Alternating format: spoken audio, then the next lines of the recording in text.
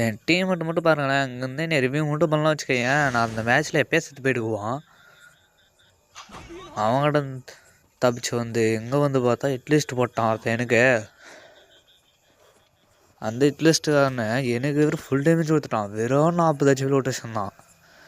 சரி, இந்த மரம் வேறு ரவ்யன்ச்சா இது முன்னாடியே கவர் எடுத்து மெடியை போட்டு அவனை ஏற விட்டு அடிக்கலான்னு பொறுமையாக வெயிட் பண்ண மெடியை போட்டு வெயிட் பண்ண அப்புறம் அவனே ஏறி வந்தான்.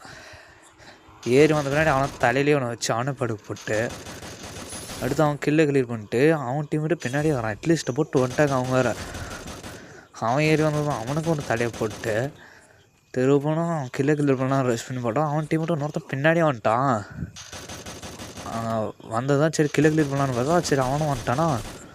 சரி அவன் தலைமையிலே ஒன்று வச்சு டவுன் பண்ணிட்டு அடுத்து கிளாக் டவர் வந்து அடுத்து ஒரு டாப் கிரிமினல் அவனை அடிச்சுட்டு இன்னொரு டாப் கிரிமினல் என்ன அடிக்கிறான். அதில் சென்ட்ரான ஒருத்தன் வந்தவன் ஆளே காணும் எங்கே பார்த்தாலையும்.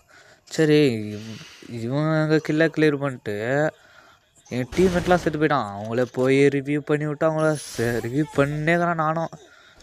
சரி ரிவ்யூ பண்ணிவிட்டு போய் இங்கே ஒருத்தனை MP5 அடிச்சு போட்டு ஒருத்தர் டொமைன் எக்ஸ்பென்சிவ் போட்டான். அந்த கோஜோ பவரை போட்டு என்ன அவன் SVD ஒய் வருஷமானாட்டுது. குளோலுக்குள்ளவே அடிச்சு பண்ணான். மெடி போட்டாலையும் குளோலுக்குள்ளேயே அடிச்சு பண்ணுறான். சரி செதுடும். அடுத்து என் டீம்மேட்டு வந்து நிச்சு பொறுமையாக UMPயில் அவனை அடிச்சு மட்டும் கோடை போயா மக்களே.